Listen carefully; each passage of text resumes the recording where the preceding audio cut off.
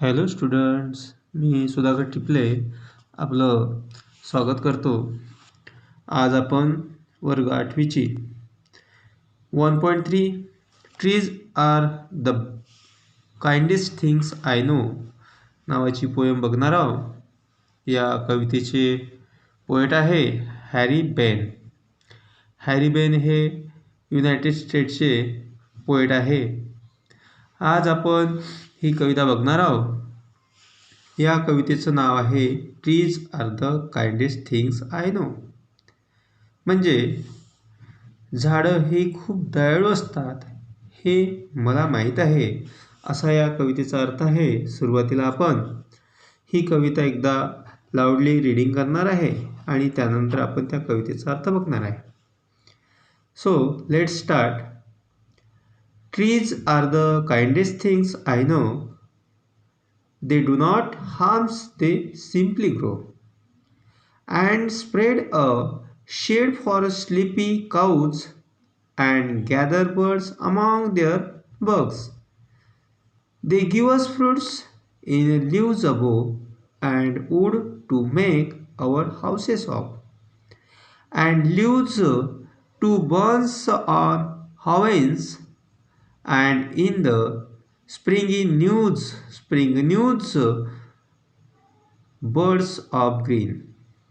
They are the first when days begin to touch the beams of morning sun. They are the last to hold the light when evening changes into night. And when a moon floats on the sky, they hum a drowsy lullaby of sleep children's long ago. Trees are the kindest things I know. Harry बेननी ही poem लिहिलेली आहे. फार सुंदर कविता आहे. ही कविता आपल्या सिलेबसला आहे आणि आपल्या दैनंदिन जीवनामध्ये या गोष्टीचा फायदाही आहे आणि त्याचं महत्त्वही आपल्याला माहीत आहे. त्या कवितेचं आता आपण अर्थ बघणार आहोत. So listen carefully. Trees are the kindest things I know. They do not harm, they simply grow. इथे पोएट म्हणतो की झाडं ही खूप दयाळू असतात हे मला माहीत आहे. आपल्यालाही माहीत आहे की झाडं ही खूप दयाळू असतात, कारण दे डू नॉट हार्म्स, कारण ते आपल्याला कुठल्याच प्रकारची हानी पोहोचवत नाही. अँड सिम्पली ग्रो, आणि ते हळूहळू त्यांची ग्रोथ होत असते, वाढ होत असते, असं पहिल्या स्टांजामध्ये सांगितलेलं आहे. Now next stanza.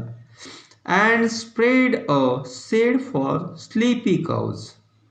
झाडं ही जी गुरंढोरं जनावरं असतात त्यांना दुपारच्या वेळेला झाडाच्या खाली आश्रयासाठी ते सावली देत असतात, त्यांची निगा राखत असते. And gathers birds among their bugs, आणि बग्स मीन्स ब्रँचेस. तर सांगितलं आहे की जसे गायी जनावरही झाडाच्या सावलीखाली झोपतात, बसतात, विश्रांती घेतात, तसेच and gather birds among their bugs, आणि तसेच पक्षीसुद्धा त्या झाडावरच्या फांद्यांवर आश्रय घेतात, आपलं अन्न गोळा करतात, आपलं सर्व जे काही आहे दैनंदिन त्या सगळ्या गोष्टी झाडाच्या फांद्यांवर करतात. Then next stanza. They gives us fruits. ते आपल्याला फळं देतात. इन लीव्ज अबोव, त्या पानांवर किंवा झाडाला लागलेल्या पानांच्या सोबतच आपल्याला फळंसुद्धा देतात, पानंसुद्धा देतात.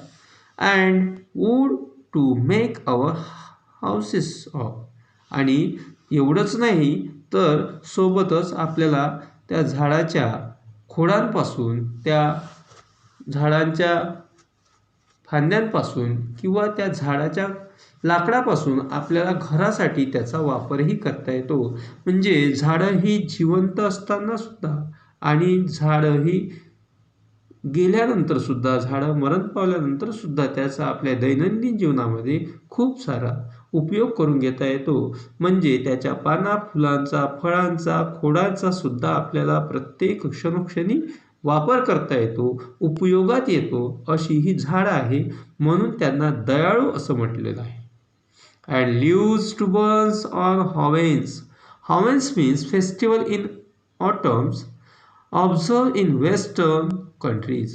हे वेस्टर्न कंट्री म्हणजे एक प्रकारचा फेस्टिवल आहे, उत्सव आहे. त्यावेळेला सांगतात की and leaves to burns on havens, ही झाडाची पानं जी आहे ती ह्या हॉवेन्स फेस्टिवलमध्ये जाळली जातं.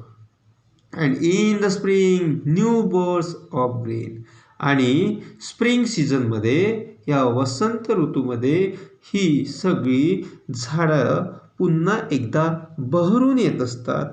पुन्हा त्याला एक प्रकारची पालवी फुटत असते, त्याला एक प्रकारचे पानं फुटत असतात.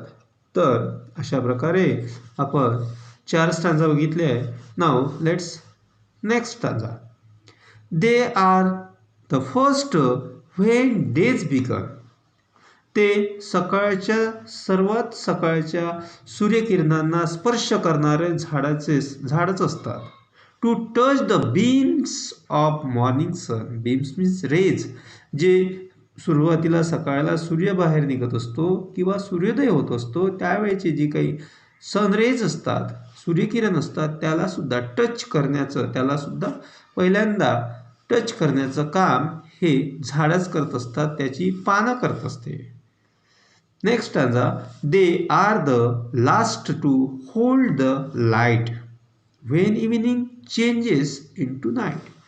ज्या वेळेला रात्र होत असते, संध्याकाळ होत असते, त्यावेळेला सुद्धा हेच झाडं त्याला बाय बाय गुड बाय करतात. आणि म्हणून सकाळची सुरुवात सुद्धा या झाडांपासूनच होत असते आणि संध्याकाळ सुद्धा या झाडांच्याच मुळे होत असते.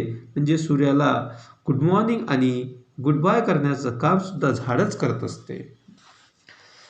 Now next stanza is, and when a moon floats on the sky, they hums a drowsy lullaby. Drowsy means sleepy. म्हणजे एखादा मुलगा रडत असेल तर त्याला झोपण्याच्या वेळेस आई त्याला असं गाणं म्हणत असते की निंबोणीच्या झाडामागे चंद्र झोपला ग बाई. म्हणजेच एखाद्या झाडाचा आडसा घेऊन त्या चंद्राच्या माध्यमातून एखादी गाणं गात असते आणि त्या बाळाला झोपी घालत असते. तर त्यावेळेला सुद्धा ही झाडं त्या मुलांना झोपवण्यासाठी सुद्धा मदत करत असते. So now last stanza is of sleepy childrens long ago. आणि म्हणूनच ते मुलं खूप सुंदर छान अशी स्वप्न बघत सुंदर स्वप्नामध्ये खूप वेळ झोपी जातात. आणि म्हणूनच म्हणतात की trees are the kindest things I know. आणि म्हणून हे झाडं खूप दयाळू आहे असे इथे हॅरी बेन्स नावाचे पोएट आपल्याला इथे सांगत आहे. तर विद्यार्थी मित्रांनो, आपल्याही जीवनामध्ये या झाडाचं खूप महत्त्व आहे. आपण ते समजून घेतलं पाहिजे.